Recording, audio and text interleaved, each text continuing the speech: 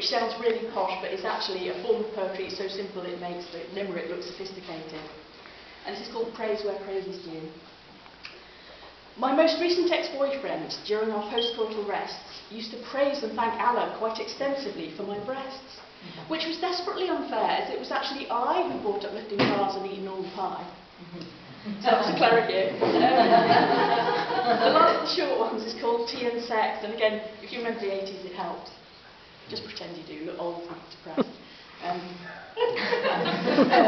In the 1980s, Boy George famously said that rather than sex, he'd have a cup of tea.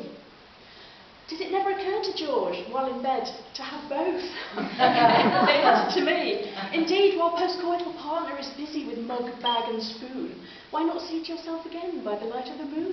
No need for a choice to have one or the other. Have both. Just request the right one from your mother.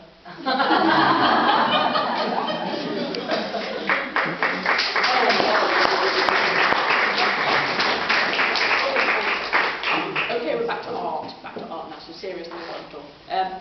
I love language. I love collective nouns particularly, like a murder of crows and an unkindness of ravens and all those sorts of things are lovely. So I've written a poem with lots of them in really, and they're all real except a couple at the end.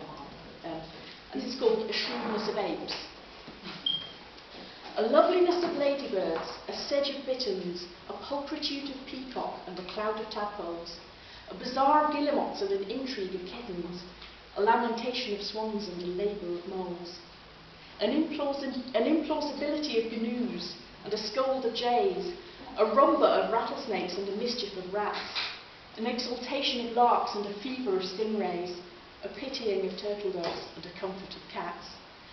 A steam of minnows, a troubling of goldfish, an enchantment of nightingales, a sounder of swine, a rookery of penguins, a smuck of jellyfish, a charm of finches and a prickle of porcupines, a kettle of hawks, a husk of jackrabbits, a sleuth of bears and a stand of plovers, a convocation of eagles and a berry of rabbits.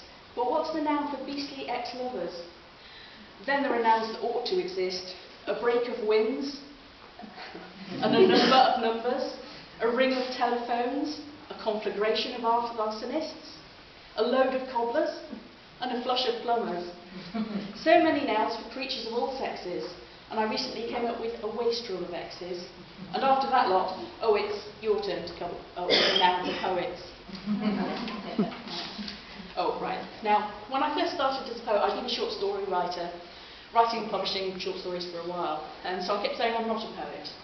I write poems, but I'm not a poet. Yeah, I have poems published, but I'm not a poet, and I do performances, but said, I'm not a poet.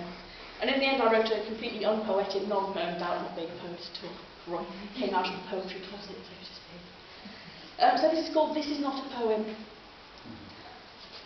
My best friend supports my poetry 100%. He just does it from a distance, playing Xbox games at home. But he's here in spirit.